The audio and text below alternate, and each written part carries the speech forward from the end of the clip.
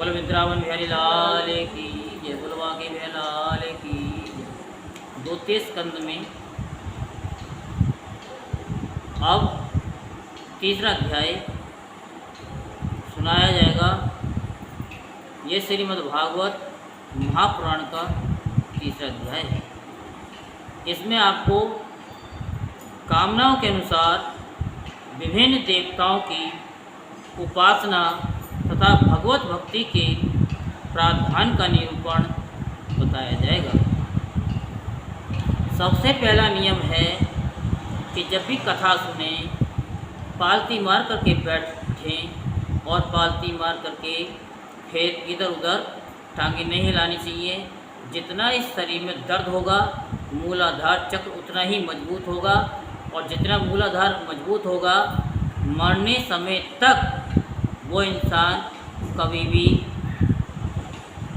जो है कि कुर्सी पे बैठने की चेष्टा नहीं करता। फिर उसे जो स्पाइनल कॉर्ड होती है वो इतनी मजबूत हो जाती है कि वो डिस्क फिर इधर और न उधर होती है। बस प्रतिदिन इसका 2 घंटे का अभ्यास करने मात्र से कोई भी कार्य करें, बैठें, कुछ भी कहीं भी 2 घंटे का अभ्यास कर लें। आगे तो हरी इच्छा ही है, लेकिन अब तक जो सुना है, जो देखा है, जो पाया है, वही हमने आपको सुनाया है। ये पहला नियम है। अब आगे श्री सुखदेव जी ने कहा कि परीक्षित, तुमने मुझसे जो पूछा था कि मरते समय बुद्धिमान मनुष्य को क्या करना चाहिए, उसका उत्तर तो मैंने तुमको दे दिया। जो ब्रह्म तेज का इच्छुक हो वह बृहस्पति की पूजा करे। जिसे इंद्रियों की विशेष शक्ति की कामना हो वह इंद्र की, और जिसे संतान की लालसा हो वह प्रजापतियों की उपासना करे। बड़े ध्यान से सुनना, किस देवी देवता की पूजा से हमें क्या फल मिलता है। अगर इसको समझ लिया तो आपकी 99% प्रॉब्लम आज ही सॉल्व हो जाएंगी। जिसे लक्ष्मी चाहिए वह माया देवी की, जिसे तेज चाहिए वह अग्नि की, जिसे धन चाहिए वह वसुओं की, और जिस प्रभावशाली पुरुष को वीरता की चाह हो उसे रुद्रों की उपासना करनी चाहिए। जिसे बहुत अन्न प्राप्त करने की इच्छा हो वह अदिति का, और जिसे स्वर्ग की कामना हो वह अदिति के पुत्र देवताओं का, जिसे राज्य की अभिलाषा हो वह विश्व देवों का, और जो प्रजा को अपने अनुकूल बनाने की इच्छा रखता हो उसे साध्य देवताओं का आराधन करना चाहिए। आयु की इच्छा से अश्विनी कुमारों का, और पुष्टि की इच्छा से पृथ्वी का, और प्रतिष्ठा की चाह हो तो लोक माता पृथ्वी और दौ अर्थात आकाश का सेवन करना चाहिए। सौंदर्य की चाह से गंधर्वों की, पत्नी की प्राप्ति के लिए उर्वशी अप्सरा की, और सबका स्वामी बनने के लिए ब्रह्मा की आराधना करनी चाहिए, क्योंकि ब्रह्मा जी से ही सबकी उत्पत्ति हुई है। जिसे यश की इच्छा हो वह यज्ञ पुरुष की, जिसे खजाने की लालसा हो वह वरुण की, विद्या प्राप्त करने की आकांक्षा हो तो भगवान शंकर की, और पति पत्नी में परस्पर प्रेम बनाए रखने के लिए केवल किनकी पूजा करनी चाहिए? पार्वती की उपासना करनी चाहिए। धर्म उपार्जन करने के लिए विष्णु भगवान की वंश परंपरा की रक्षा के लिए पितरों की, और बाधाओं से बचने के लिए यक्षों की, और बलवान होने के लिए मधुर गणों की आराधना करनी चाहिए। राज्य के लिए मनमंत्रों के अधिपति देवों को, अभिचार के लिए ऋतिक को, और भोगों के लिए चंद्रमा को, और निष्कामता प्राप्त करने के लिए परम पुरुष नारायण को भजना चाहिए। और जो बुद्धिमान पुरुष हैं वे चाहे निष्काम हो, समस्त कामनाओं से युक्त हो अथवा मोक्ष चाहता हो, उसे तो तीव्र भक्ति योग के द्वारा केवल पुरुषोत्तम भगवान की ही आराधना करनी चाहिए। जितने भी उपासक हैं उनका सबसे बड़ा हित इसी में है कि वे भगवान के प्रेमी भक्तों का संग करके भगवान में अविचल प्रेम प्राप्त कर ले। जिसको अपना घर खरीदना हो, नया मकान खरीदना हो, उसके पास मकान ना हो, तो उसको किसकी पूजा करनी चाहिए? हनुमान जी की पूजा करनी चाहिए। तो उसका अपना मकान विद इन 9 मंथ कंप्लीट।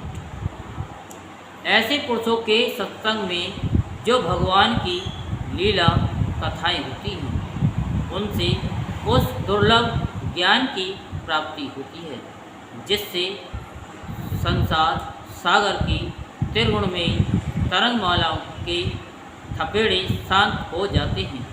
हृदय शुद्ध होकर आनंद का अनुभव होने लगता है। इंद्रियों के विषयों में आसक्ति नहीं रहती। केवल्य मोक्ष का सर्वसम्मत मार्ग भक्ति योग प्राप्त हो जाता है। भगवान की ऐसी रसमयी कथाओं का चस्का लग जाने पर भला कौन ऐसा है जो उनमें प्रेम न करे। सोनक जी ने कहा कि सूत जी, राजा परीक्षित ने श्री सुखदेव जी की ये बात सुनकर उनसे और क्या पूछा। वे तो सर्वज्ञ होने के साथ ही साथ मधुर वर्णन करने में भी बड़े निपुण थे। सूत जी, आप तो सब कुछ जानते हैं, हम लोग उनकी वह बातचीत बड़े प्रेम से सुनना चाहते हैं। आप कृपा करके अवश्य सुनाइए, क्योंकि संतों की सभा में ऐसी ही बातें होती हैं जिनका पर्यवेक्षण भगवान की रसमयी लीला कथा में ही होता है। पांडुनंदन महारथी राजा परीक्षित बड़े भगवत भक्त थे। बाल्यावस्था में खिलौनों से खेलते समय भी वे श्री कृष्ण लीला का ही रस लेते थे। भगवान में श्री सुखदेव जी भी जन्म से ही भगवत पारायण हैं। ऐसे संतों के सत्संग में भगवान के मंगल में गुणों की दिव्य चर्चा अवश्य ही हुई होगी। जिसका समय भगवान श्री कृष्ण के गुणों का गान अथवा श्रवण में व्यतीत हो जाता है या हो रहा है, उसके अतिरिक्त सभी मनुष्यों की आयु व्यर्थ ही जा रही है। ये भगवान सूर्य प्रतिदिन अपने उदय और अस्त से उनकी आयु को छीनते जा रहे हैं। क्या वृक्ष नहीं जीते? क्या लोहार की धोकनी सांस नहीं लेती? गांव के अन्य पालतू पशु क्या मनुष्य पशु की ही तरह खाते पीते या मैथुन नहीं करते? जिसके कान में भगवान श्री कृष्ण की लीला कथा कभी नहीं पड़ी, वह नर पशु कुत्ते और गांव का सुअर ऊंट और गधे से भी गया पीता है। सोची, जो मनुष्य भगवान श्री कृष्ण की कथा कभी नहीं सुनता, उसके कान बिल के समान हैं। जीव भगवान की लीलाओं का गायन नहीं करती, वह मेंढक की जीभ के समान टटर टटर टटर करने वाली, उसका तो न रहना ही अच्छा है। जो सिर कभी भगवान श्री कृष्ण के चरणों में झुकता नहीं, वह रेशमी वस्त्र से सुसज्जित और मुकुट से युक्त होने पर भी बोझा मात्र ही है। जो हाथ भगवान की पूजा नहीं करते, वे सोने के कंगन से भूषित होने पर भी मुर्दे के हाथ हैं। जो आँखें भगवान की याद दिलाने वाली मूर्ति, तीर्थ, नदी आदि का दर्शन नहीं करती, वे मोरों की पाँख में बने हुए आँखों के चिन्ह के समान निरर्थक है। मनुष्यों के वे पैर चलने की शक्ति रखने पर भी न चलने वाले पेड़ों जैसे ही हैं, जो भगवान की लीला स्थलियों की यात्रा नहीं करते। जिस मनुष्य ने भगवत प्रेमी संतों के चरणों की धूल कभी सिर पर नहीं चढ़ाई, वे जीता हुआ भी मुर्दा है। जिस मनुष्य ने भगवान के चरणों पर चढ़ी हुई तुलसी की सुगंध लेकर उसकी सराहना नहीं की, वह श्वास लेता हुआ भी श्वास रहित सब है।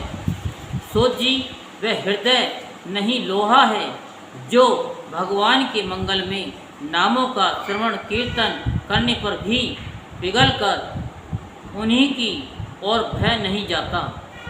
जिस समय हृदय पिघल जाता है, उस समय नेत्रों में आंसू छलकने लगते हैं और शरीर का रोम रोम खिल उठता है। प्रिय सूत जी, आपकी वाणी हमारे हृदय को मधुरता से भर देती है। इसलिए भगवान के परम भक्त आत्म विद्या विशारद श्री सुखदेव जी ने परीक्षित के सुंदर प्रश्न करने पर जो कुछ कहा, वह संवाद आप कृपा करके हम लोगों को सुनाइए। यहीं पर जो है तीसरा अध्याय संपूर्ण होता है। बोलो वृंदावन बिहारी लाल की जय। बोलो बांके बिहारी लाल।